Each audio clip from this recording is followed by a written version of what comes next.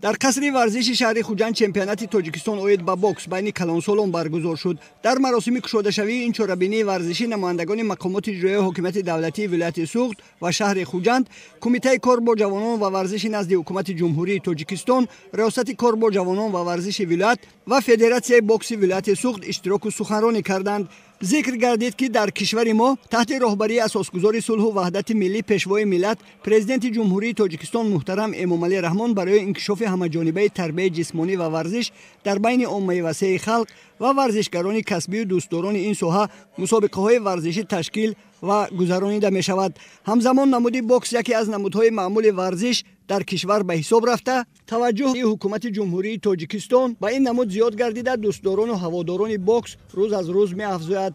چطوری که به همگان معلوم است، ماه اوگوست سال گذشته ورزشکاران معروف کشور دولت بولتایف، بهادر عثمانوف و میژگانا صمدووا در بازی‌های المپی پاریژ 2024 اشتراک نموده. خوشبختانه دولت بولتایف مهارت بلند ورزشی نشان داده، مدال برنجی و مقام سوم را صاحب گردید که این دستاورد بزرگ در تاریخ کشور با حرف‌های زرین ثبت خواهد شد.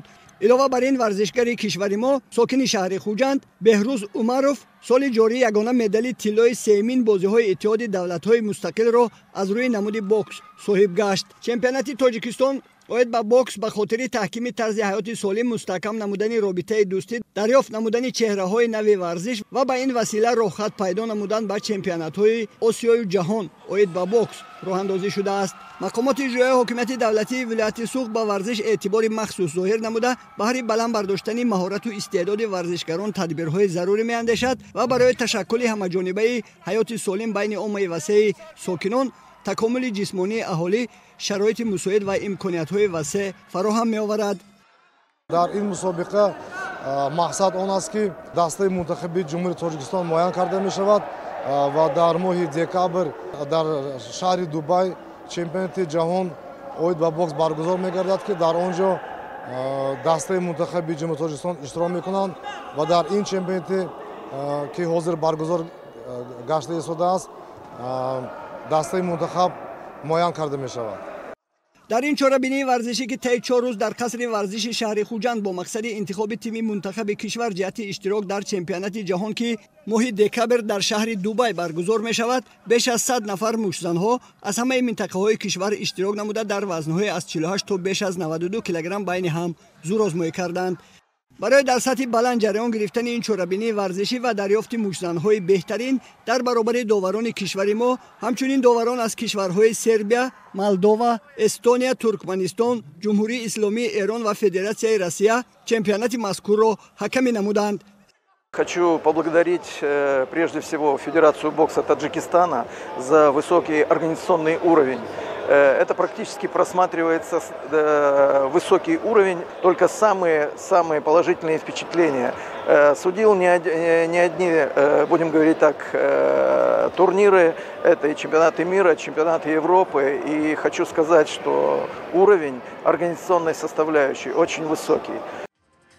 در بین بانوها زرینا جلیلووا در وزن 50 کیلوگرم از دسته خطلاندو، فریزه یعقوبووا در وزن 54 کیلوگرم از دسته خطلاندو، میژگانا صمدووا در وزن 57 کیلوگرم از شهر دوشنبه، بیبی نشاسمو خولووا در وزن 60 کیلوگرم از دسته خطلاندو، نیلوفر بابویوا در وزن 63 کیلوگرم از شهر دوشنبه و ملیکا نازیمووا در وزن 66 کیلوگرم از شهر دوشنبه در واخوری‌های نهایی مهارت بلند نشان داده، حریفان خود را شکست دادند و به گرفتن مقام اول و عنوان چمپیون تاجیکستان اوید با بوکس در سال جاری مشرف شدند. طولی 4 سال است که در باکس مشق می نمایم و چمپیونات ها را اشتراک می نمایم. مربی من صفای سیاوش می باشد که مرا تا حال مشق می دهد. از خردسالی هم همین باکس هم شب رقصی بسیار داشتم، دوست می دارم تا حاضر و می خواهم که تا آخر باکس ادامه دهم. من در چمپیونات در وزن 50 کیلوگرم جای اول شدم. من بسیار خرسندم، کوشش میکنم که در چمپیونات جهان جای اول گیرم. در بین پسران 26 نفر مشتزن بهترین به دور نهایی راه یافتند و از بین آنها مهران شفیف از شهر دوشنبه، مهراج صوفی جانوف از ولایت سوخت، نورالدین زایدوف از ولایت سوخت، اکمل عبیدوف از شهر دوشنبه، بهادر عثمانوف از شهر دوشنبه، شمشیر سیدوف از شهر دوشنبه، داوود маҳкамов аз вилояти суғд, шаҳобҷон шукуров аз дастаи шаҳру ноҳияҳои тобеи маркази кишвар, некрӯз салимов аз шаҳри душанбе, парвиз каримов аз шаҳри душанбе, наврӯз ҷафоев аз вилояти суғд ва давлат болтаев аз шаҳри душанбе дар вазнҳои аз 48 то беш аз 92 килограмм пирӯзиро ба даст оварда соҳиби мақомҳои аввал ва унвони чемпиони Тоҷикистон оид ба бокс гардиданд. به چمپیونات جهان رویخط گرفتیم. ما کوشش میکنیم در چمپیونات جهان پرچم تاجیکستان را به بالا برداریم. با غالبان و جایزه‌داران چمپیونات مذکور مدال و افتخارنامه‌های کمیته کار با جوانان و ورزش نزد حکومت جمهوری تاجیکستان، تحفه‌های خاطروی و مبلغ‌های پولی مقامات اجرایی حکومت دولتی ولایت سوغد، فدراسیون بوکس کشور و فدراسیون بوکس ولایت سوغد در فضای تنتنوی سپرده شدند. ورزشکاران بهترین کشور که مقام‌های فخری را اشغال نمودند، طول 15 روز با تشبث فدراسیون بوکس کشور و مشق‌های دست جمعی فرا گرفته می‌شوند و بهترین ها از بین آنها به چمپیونات جهان سفر برمیگردند.